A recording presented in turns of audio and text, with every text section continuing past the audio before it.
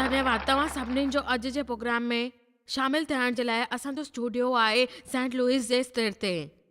तव्हां सभिनीनि जो धन्यवाद। अॼु वरी मां माफ़ी जे बारे में ॻाल्हाइण चाहींदमि।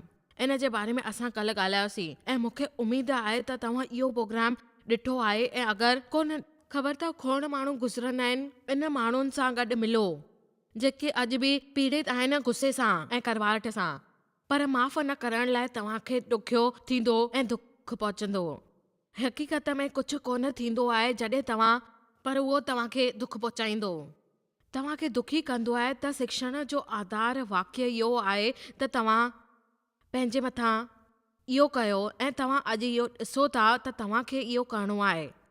मां चाहियां थी त तव्हां इन ते झपटे वञो ऐं माफ़ करण लाइ इहो चओ। मां तव्हांखे चवां थी त तव्हां इहो कयो ऐं अॻियां वधो जेको तव्हांखे सच थो लॻे ऐं तव्हां दुखी न आहियो, पर तव्हां इहो कयो। मूंखे ख़बर कोन्हे कि तव्हां केतिरा दुख ॾिठा आहिनि पर ख़बर आहे त तव्हांखे इहो मिलियो आहे। मां चाहियां थी कि तव्हां माण्हू सां बुरो व्यवहार न कयो, प्रेम कयो था ऐं इहो सिखो त कीअं रिश्ते खे बचाए था सघो ऐं कीअं तव्हां। ऐं ॿी ॻाल्हि इहा आहे त तव्हां उनखे पंहिंजे पाण में घणो करे कंदा आहिनि माण्हू, त तव्हां उनखे नकार करे छॾियो ऐं तव्हां इहो करे सघंदा आहियो। ऐं तव्हां चवंदा त गिरजे में आया त तव्हां इहो कंदव, मां कॾहिं उन शइ में शामिलु कोन थींदमि, त तव्हां उहो संबंध हुजणु खपे त तव्हांजी शादीशुदा हुजण खां पोइ बि दुखी आहियो ऐं तव्हां। पर असां वरी उहा ई ॻाल्हि कंदा आहियूं जेको असां कल्ह पिया कयूं ऐं असां संसार में नुक़सान भुगतण लाइ चवंदा आहियूं। ऐं जेको हिकु माण्हू असां सां गॾु कयो आहे हक़ीक़त में जीवन जीअण जो आहे। पर छा तव्हांखे ख़बर आहे यीशु छा चयो आहे त जीवन में भरपूर मज़ो वठो ऐं वठंदा रहो ऐं मुंहिंजे ख़्याल सां इहो ॾाढो ज़रूरी आहे। ऐं अॼु बि मां इहो महसूसु कंदी आहियां त यीशु आया आहिनि असांजे जीवन में मज़ो वठणु। तव्हांजी ज़िंदगी में मज़ो नथा वठी सघो त तव्हां कोड़पन में रहो था, नाराज़गी में, ऐं तव्हां माफ़ी कोन करे था सघो त तव्हांखे छा ख़बर। ऐं तव्हां छा था चओ त बाइबल इहे ई थी चए त कोरिन्थियंस 1:13 में ग़लतियूं जेकी कयूं था त असां प्रेम भावुक थी करे उनखे चई था सघूं ऐं असां बहाना ठाहियूं त पके दिलि वारा न आहियूं। छाकाणि त असांखे माण्हू ईअं चवंदा आहिनि ऐं उहो भरोसो ऐं नथा करे असांखे दुख था पहुचाइनि। इन करे चवां थी त तव्हां पंहिंजे पाण खे दुख न पहुचायो ऐं तव्हां अॻियां वधो। लूक पाठ 15 में मां अॼु हिते अचणु चाहींदी आहियां, अॼु छो त मुंहिंजे ख़्याल सां हक़ीक़त में ज़रूरी आहे पाठ हिते सिखाऊं था। सभिनीनि खां पहिरीं असां इहो फिज़ुल ख़र्च वारो पुट आखाणी जे नाले सां सुञाणींदा आहियूं, ओतिरो ई ज़रूरी आखाणी आहे। ऐं फिज़ुल ख़र्च वारे पुट जो जेको मजबूर हिसाब थिए थो त उहो छा थो थिए ऐं भाउ सां। सच में वॾे भाउ जो बर्ताव धार्मिकता वारो आहे। मां तोखे बहितर आहियां ऐं मूंखे आसीस मिलणु खपे, पर तूं ॿिए पासे पंहिंजे पापनि जे करे तूं कुझु हासिल करण जे क़ाबिल कोन्हे। अगरि तव्हां इहा आखाणी बारे में जानकारी हूंदव त तव्हां ॿुधो। मां ॿुधायां थी के माण्हू जा 2 पुट हुआ। इहा शुरू आहे लूक 15:11 सां। इन में नंढे पुट पीउ खे चए थो त मुंहिंजो दौलत में जेको बि मुंहिंजो हिसो आहे मूंखे ॾेई छॾ। मूंखे ख़बर आहे त कीअं नंढा हुआ सदाईं शुरूआत घणनि सां थींदी। मूंखे पीउ इहो मूंखे ॾियो, मूंखे ॾियो। मूंखे भरोसो आहे तव्हांजा ॿार नंढा हूंदा तव्हां ॿुधंदव। खोड़ दफ़ा रोज़ चाहींदा आहियो त तव्हां कन में इहो ॾिसो, मूंखे ॾियो, मूंखे ॾियो, मूंखे ॾियो, मुंहिंजो मुंहिंजो मुंहिंजो मुंहिंजो मुंहिंजो।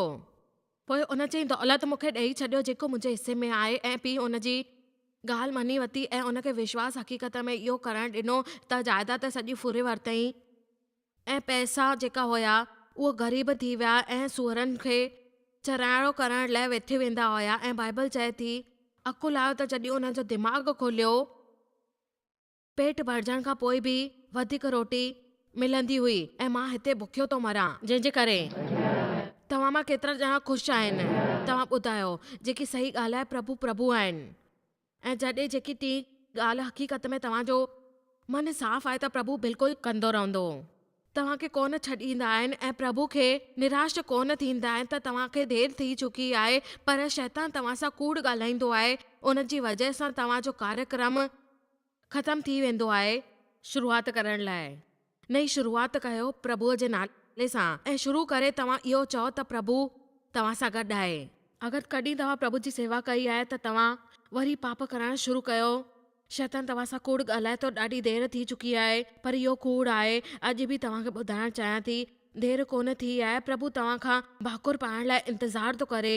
उहो पंहिंजे पुट जो इंतज़ारु करे थो त मां उन जे क़ाबिल न आहियां, पर तव्हांजो पुटु आहियां ऐं तव्हांखे चवां थो त मुंहिंजे मजबूर वांगुरु जेको मजदूद आहे उहो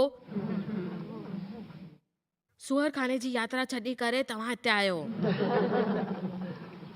इहो तव्हांखे मतिलबु ई इहो करे छॾींदो आहे ऐं ॿाहिरि कढी करे पहुचाईंदो आहे ऐं मां तव्हांजे साम्हूं आहियां। मां तव्हांजो सेवक ठही करे रहणु चाहियां थो। अगरि तव्हां संघर्ष कंदा पिया आहियो त अधु रस्ते में प्रभु जा दीवाना आहियो ऐं चाहियो था त प्रभु तव्हांजे साम्हूं अचे ऐं प्रार्थना करे छॾियो ऐं उन जे वजह प्रभु तव्हांखे कॾहिं कोन छॾींदा। पक कयो पाण में, तव्हांखे उनखे सभु कुझु ॾियणो पवंदो आहे ऐं तव्हां बहितर जॻह ते ऐं उते ई विच में तव्हां बीठा आहियो। आमेन। शुरू में इहा परेशानी वजह ठही थो सघे, पर अंदरि आराम मिलंदव ऐं जेके तव्हां में आहिनि। तॾहिं उहो उथी करे पंहिंजे पीउ वटि हली वियो ऐं परे ई इहो हो त पीउ उन जे मथां तरस खाई करे ॾुकी करे भाकुर पातईं ऐं उनखे ॾाढी चुमियूं ॾिनई। पुटु उनखे चयो, पिताजी स्वर्ग मां जेको खिलाफ़ हुयो, तव्हांजी नज़र में पाप कयो, इन क़ाबिलियत न आहियां तुंहिंजो पुटु कहलायां, पर पछताव कयो। उन चयईं त ठीकु आहे, ॿुध, मां हिकु पार्टी में ॾिठो आहे त ख़बर अथव छा, उते प्रभु वटि ईंदा आहिनि ऐं हिक ई पार्टीअ में थींदा आहिनि त स्वर्ग में पार्टी आहे। हक़ीक़त में सोचींदी आहियां त उन माण्हुनि खे माफ़ करण जे लाइ तयार बि आहियूं ऐं जंहिंजा दीवाना आहियूं। त स्वर्ग में पार्टी आहे अॼु ई। मुंहिंजे ख़्याल सां अॼु स्वर्ग में हिकु पार्टी करणु घुर्जे। छा था चओ? तव्हां सोचींदा आहियो त हीअ पार्टी कहिड़ी ॻाल्हि आहे, पर उथी करे उन पंहिंजे पीउ वटि वियो ऐं पार्टी ॾियण जो फ़ैसिलो कयईं। पंहिंजे नौकरनि खे चयईं त तकिड़ो सुठो लटा कपिड़ा पाए अचो। सुठा कपिड़ा पायो ऐं माण्हू खे मिलियो, उनखे पारायो, उन जे हथ में मुंडी पारायो, पेरनि में जूती पारायो।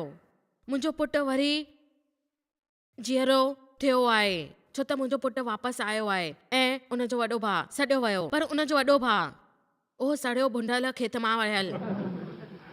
जॾहिं उहो घर मोटी वक़्तु घर जे पासे में पहुचे थो त उनखे ॻाइण वॼाइण जो आवाज़ु ॿुधो ऐं ॾिसो, तव्हां उन माण्हू में हिकदमि सुञाणे वेंदा आहियो जंहिंजो सभा पार्टी करणु कोन हूंदो। धार्मिक आत्मा तव्हांखे हर मज़े वारी शइ खां परे रखंदी आहे, छो त प्रभुअ सां गॾु तव्हांजी हर शइ ठही वेंदी आहे। तव्हां केॾा सुठा ऐं ॿिया केॾा किना आहिनि, अहिड़ी शइ जो मज़ो नथा वठी सघूं। उन तव्हांखे नौकरनि मां हिक खे चयो त इहो छा पियो थिए, इहो छा पियो थो थिए? छा तव्हांखे इन जो स्वभाव ग़लति नथो लॻे? इहो नचणु ॻाइणु कंहिंजे लाइ? इहा पार्टी छाजे करे आहे? केतिरा कम बाक़ी पिया आहिनि ऐं सॼो ॾींहुं इहो कमु थो थिए। ऐं हुन जे पुछण ते उन नौकर हुनखे चयो, तुंहिंजो भाउ घर अची वियो आहे ऐं तव्हांजे पीउ उनखे बचाए छॾियो आहे ऐं उन नवां कपिड़ा पाता अथई ऐं मज़ो पियो करे, जश्न। ऐं अॻिते इहो ॾिसूं था, अंदर जो गहरो वर्ताव खे वर्ताव ॿाहिरि आयो त उन पर खोड़ वधीक माण्हुनि में जेको आसरो वठंदो आहे माफ़ी न ॾियण जी ऐं नाराज़गी में ॾिठो वेंदो आहे ऐं मौजूदगी ख़बर कोन्हे इन तरीक़नि खे ॻोल्हण जी जेको तव्हांजे अंदरूनी स्वभाव त अॻियां वधूं था। नंबर 1, जॾहिं तव्हां में वॾे भाउ वांगुरु मनोवृत्ति अची वञे त तव्हां उनखे सम्झो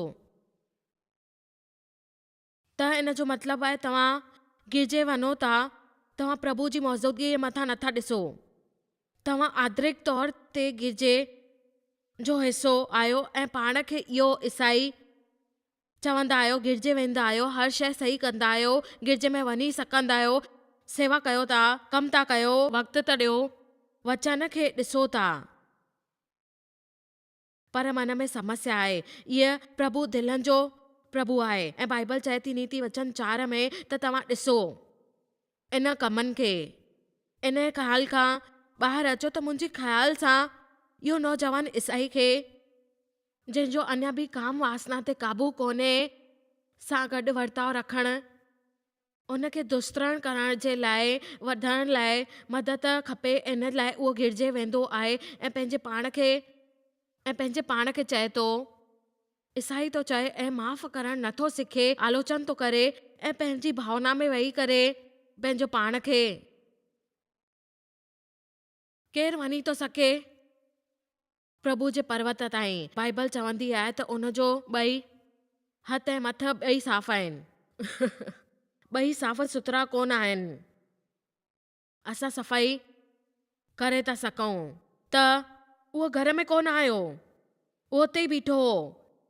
उहो उते वञी करे चवणु लॻो त अंदरि अचु। उन चयो मां अंदरि कोन ईंदमि, अंदरि छो त मां अची थो सघां त उहो करवाहट, नाराज़गी, माफ़ी कोन ॾियणु चाहींदो आहियां। इन करे मां असमर्थ थींदमि ऐं मां तव्हांखे इते नथो रखी सघां ऐं माफ़ी ॾियां। मां माफ़ी ॾेई करे सुहिणो अॻियां नथो वधी सघां। प्रभु जी मौजूदगी में रहणु चाहींदमि ऐं बाइबल जा कुझु वचन पढ़िया आहिनि त तव्हांखे चवां थो प्रभु जी मौजूदगी में क़ीमती आहे। उहो स्वाभाविक हुयो, पर उनखे धार्मिक शास्त्र अनुसार उनखे माफ़ी ॾियणु खपंदी हुई ऐं सर्व शक्तिमान जेको अनुग्रह थींदो आहे उनजो छायो उन सां हो। ख़बर अथव, मां तव्हांखे ॿुधायां थी, प्रभु चवंदो आहे त गिरजे अचो, इहो पढ़ो, तव्हां उहो करे सघंदा आहियो, भावनाउनि में न वञो, पर तव्हां इहो कंदव त माफ़ी ॾियो मौजूदगी में। मां तव्हांखे चवां थी माफ़ी ॾियणु ॾाढो ज़रूरी हूंदो आहे। मुंहिंजी ॻाल्हि यादि रखिजो, पंहिंजो सुभाउ ॾिसो। छा तव्हां सच में सोचींदा आहियो वॾो भाउ ख़ुशि हुयो? शायदि थोरो घणो हूंदो। न, इहो ज़रूरी न आहे, इहो न थियो। ऐं ख़बर अथव छो? छो त हुनखे ख़बर हुई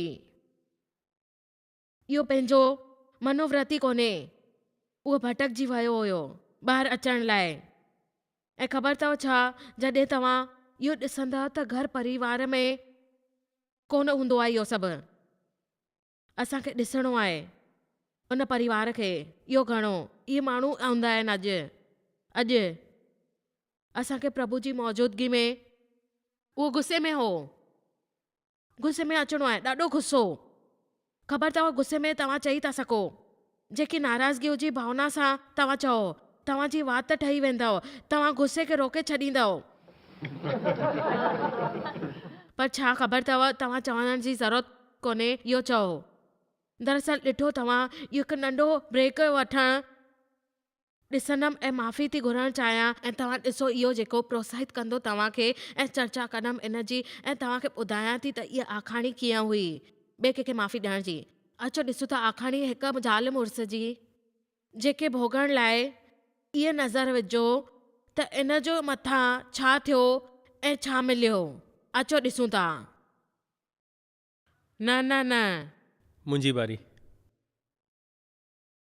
मां शादीअ सां दुखी कोन हुयमि। मां हैरान रहिजी वियमि जॾहिं दुश्मन प्रवेश कईं त मूंखे दबाव में विझी छॾियो ऐं ॿिए तरफ़ आकर्षित थियमि। उहा कुझु बि करणु वेंदी हुई त उहो हमेशह उते मौजूदु हूंदो हो। हिन करे मूंखे अजीब लॻो, पर पोइ बि मां उन खे स्वीकार न पियो करे सघां। असांजो अलॻि थियण जो कोई शइ न हुई, छो त असांजो नंढो पुटु ॾाढो नंढो हो, शायदि 2 या 3 साल जो। ट्रेवर असुल जड़ हो। मां वीकेंड पीउ कोन ठहणु चाहींदो हुयुमि। इन करे असां पाण में समझोतो कयो, असां कमु कयूं ऐं ॿिन्हिनि जे आर्थिक मामलनि खे सुलझायूं ऐं यकीननि ॿिन्ही मिली करे पुट जी देखभाल कई। ॿिन्ही पारिवारिक तरीक़े सां उनखे सभु कुझु कयो। माउ पीउ जहिड़ो वांगुरु कोन रहंदा हुआसीं। प्रेम संबंध साल हलाया, पोइ बि मटिजी विया। दुर्घटनाऊं ऐं हिकु श्रृंखला वांगुरु घटिजी वई। डेबी जी 3 क़रीबन दोस्तनि में उनखे पंहिंजे जीवन वरी मूल्यवान करण लाइ मजबूर कयो ऐं उन सभु ख़तमु करण जो फ़ैसिलो वरितो। स्कॉट वटि पहुती। जॾहिं डेबी मूंखे ॿुधायो कि उहा शादी खे अञा हिकु मौक़ो ॾियणु चाहींदी आहे, मुंहिंजी पहिरीं प्रतिक्रिया हुई, ठीकु आहे, काथे तूं मां सां गॾु मज़ाक त नथी करें पई एॾे वक़्त खां पोइ? ख़बर अथव छो? जीअं ई डेबी ॿुधायो त शादी खे हिकु मौक़ो ॾियणु चाहे थी, स्कॉट चवंदो उन जे अफेयर बदिलो वियो, तकलीफ़ जो हिकु जेको हुन ॾिनी हुई। हा, मां इहो ई कयो। भले ई उहो, ख़ैर मुंहिंजो मतिलबु मां उते वेही करे सही या ग़लति जे बारे में सोचींदो रहां, इहो ग़लति हुयो, बिल्कुलु ग़लति हुयो। तव्हांखे ख़बर आहे, मां उन खे वधीक दुख ॾिनो, उन शायदि एतिरो कोन ॾिनो हो। मां चवंदमि मुश्किल सवली थी वई। पंहिंजे घोट जे उहो रूप ॾिठो जेको कोन ॾेखारियो जॾहिं मां प्यार में हुयमि। आग्रता अस्वीकृति असहनीय थी वई हुई। तॾहिं डेबी हिकु पास्टर वटि मिली ऐं उनखे पंहिंजी शादी जे लाइ सभु कुझु ॿुधाई ऐं प्रोत्साहित कयईं। उन्हनि मूंखे चयो त पंहिंजे घोट जी उन समझौते में ज़रूरत कोन्हे। तूं प्रभु खे इन शादी खे बचाए थो सघे ऐं तूं मूंखे उमेद ॾिनी अथई। मूंखे ख़बर हुई त हाणे बि मटे सघंदी आहियां, पर परिवार हमेशह मूंखे अलॻि न थियणो।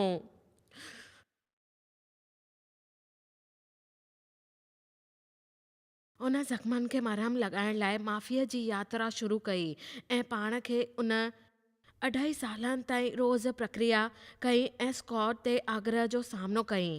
उन सां गॾु उहा मुंहिंजे प्रति ॾाढी दयालु हुई ऐं मुंहिंजे ख़्याल सां मुंहिंजे मथां उन जो असरु थींदो पियो हो। ख़बर अथव ईअं छो न, मूंखे लॻंदो आहे असां प्रभु खे अॻियां रखणु सिखियोसीं हिक ॿिए खां पाण खां। पंहिंजी 20 सालगिरह मल्हाइण लाइ स्कॉट ऐं डेबी पंहिंजे वचननि खे ॿीहर चयो।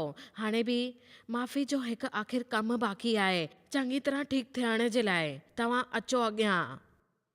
मां हुन सां टीवी में माफ़ी घुरणु वेंदो पियो आहियां।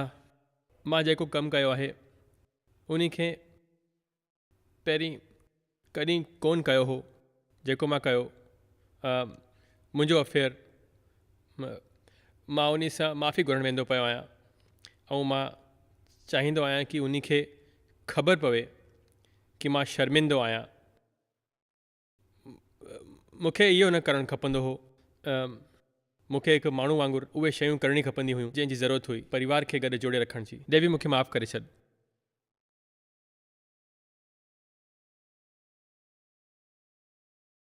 तोसां प्यार आहे। प्रभु सभु सुठे जे लाइ कंदा आहिनि हर शइ। इन करे ग़लति चुनाव, ग़लति फ़ैसिलो जेको भले ई तव्हां उन जे जीवन खे छॾियो, प्रभु वरी खां उनखे पलटी करे था सघनि। असांजे भले इस्तेमालु करे माफ़ी घुरण में कुझु देरि न थी आहे ऐं हासिल कयो। इहा जाम मज़बूत आखाणी आहे माफ़ीअ जे मथां सभिनीनि जे लाइ जेकी मुंहिंजी नज़र में आयूं आहिनि।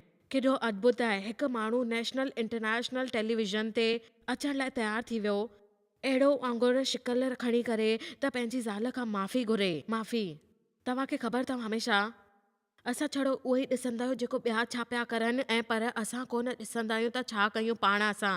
ॾिसो इहा ई हिकु समस्या हुई जेके पाण खे न पिया ॾिसी सघनि ऐं असां सां गॾु।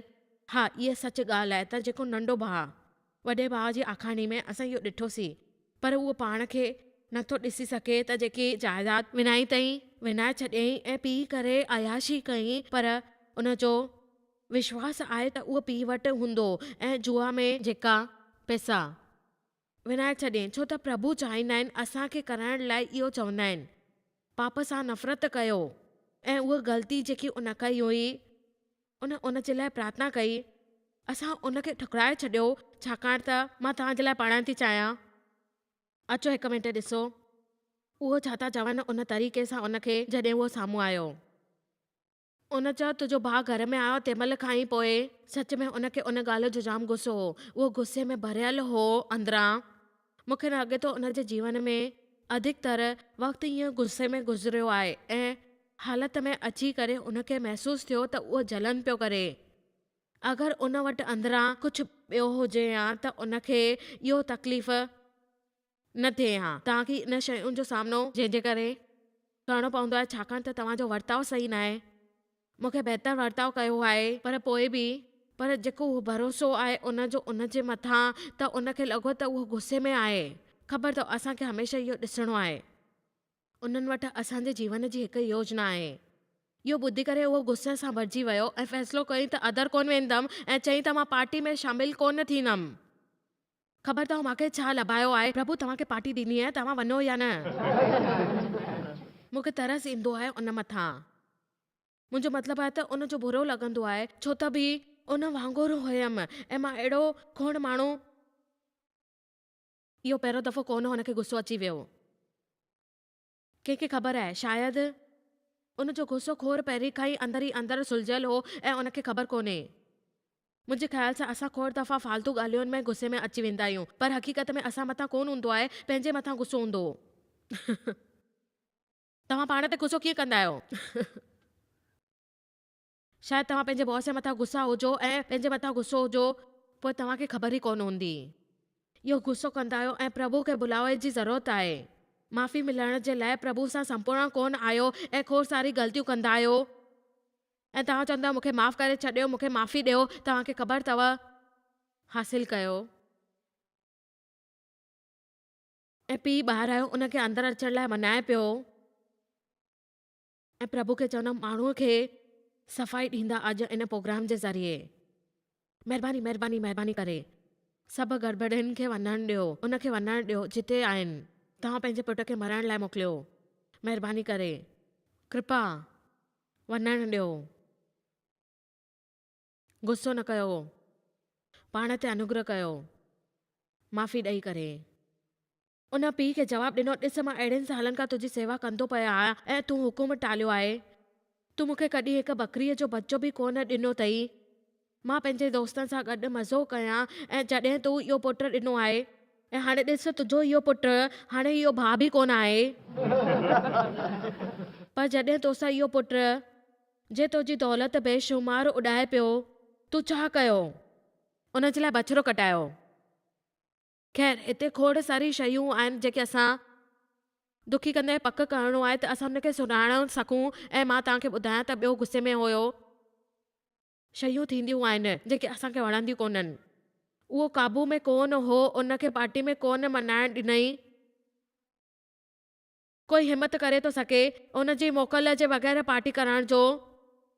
उहो नंढे भाउ खां अचणु कोन ॾिसण पियो चाहे, फ़ैसिलो करण जे क़ाबिल हुजे हा, वापसि कोन अचे हा। ख़ैर ख़बर अथव अहिड़ी शयूं थींदियूं आहिनि असांखे, ऐं असां प्रभु खे परवाह कोन हूंदी आहे। असां छा था सोचूं ऐं कहिड़ी योजना ठाहियूं? असांजी योजना उन खां वधीक बहितर कोन्हे। उहो असांखे अनुकूल कंदा आहिनि, पंहिंजी भावनाउनि सां गॾु पीउ जे साम्हूं स्वीकार कोन कंदो त उनखे लॻो उहो उन खां वधीक वीचार करे थो सघे। उनखे गुस्सो आयो, जलन थी त तव्हांखे ॿुधायां थी, उनखे ॿिए कंहिंजी ज़रूरत कोन्हे। इन नकारात्मक भावनाउनि जी जड़ छा आहे? हर शइ जी जड़ हूंदी आहे, तव्हांखे ख़बर आहे। बिना जड़ जे फल बि न ईंदो। असांखे जड़नि जे लाइ ॻोल्हा करणी पवंदी ऐं महसूसु करणो पवंदो, ध्यानु ॾियणो पवंदो जड़ जे लाइ। इन जी पंहिंजे भाउ जे मथां गुस्सो थियो, हक़ीक़त में पंहिंजे पीउ जे मथां, पंहिंजे पीउ जे मथां, ऐं माफ़ी बि न वरितई। उहो जेको कयईं, हुन पंहिंजे पीउ खे बि माफ़ी न ॾिनई ऐं पंहिंजे भाउ खे बि न। उन जे मथां गुस्सो हुयसि, उन जी करवाट सां भरियल हुई ऐं नाराज़ भाउ जी आसीस जे लाइ उन कंहिंजे लाइ आसीस न ॾिनी हुई, नाराज़गी ज़ाहिर कई हुई, बिल्कुलु कई हुई। प्रभु तव्हां हिनखे विसरी वञो, मुंहिंजो मतिलबु आहे प्रार्थना कोन कयो त आख़िरकार ईअं छो? तव्हां उते कोन कयो आहे त तव्हां वधीक आसीस कीअं था ॾियो?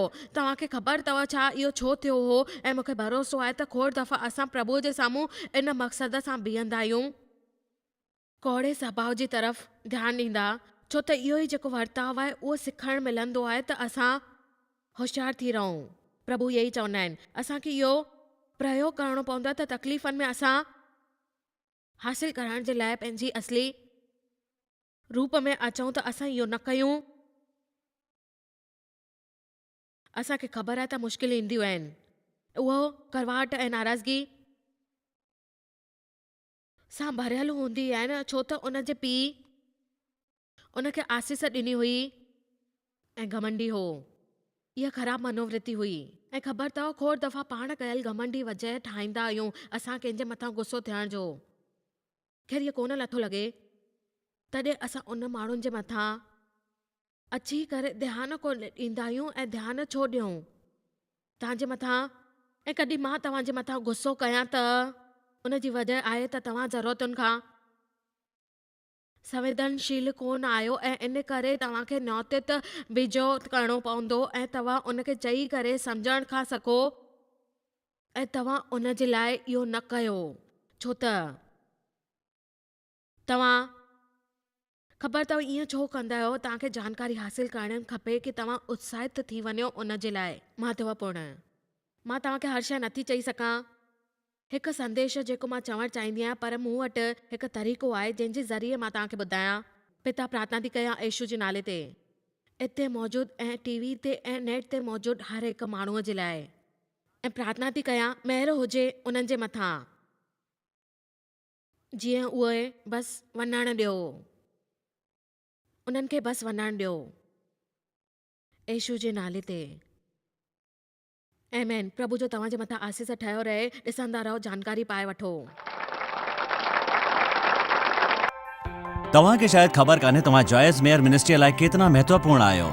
असां तव्हांजी क़दुरु कयूं था ऐं पंहिंजे दोस्तनि ऐं भागीदारनि खे धन्यवाद करियूं था जंहिंजे करे दुनिया भर में सेवा करणु मुमकिन थियो आहे। असां मिली करे बुखियनि खे खाराईंदा आहियूं, ग़रीबनि खे कपिड़ा ॾींदा आहियूं ऐं देश खे हिकु शुभ संदेश ॾेई रहिया आहियूं। महिरबानी करे अॼु ई jmmindia.org ते असां खां संपर्क कयो। प्रार्थना जे लाइ, विनती करण जे लाइ, असांजे संसाधनों जे बारे में ऐं वैदिक ख़बर वास्ते, जॉयस जी सभाउनि जो वक़्तु ॾिसण वास्ते, असांजा भागीदार ठहण वास्ते, जीअं असीं सॼी दुनिया में मसीहा जो प्रेम विरायूं। हाणे ॾिठल प्रोग्राम जा प्रायोजक हुया जॉयस मायर मिनिस्ट्रीज़ जा दोस्त ऐं भागीदार।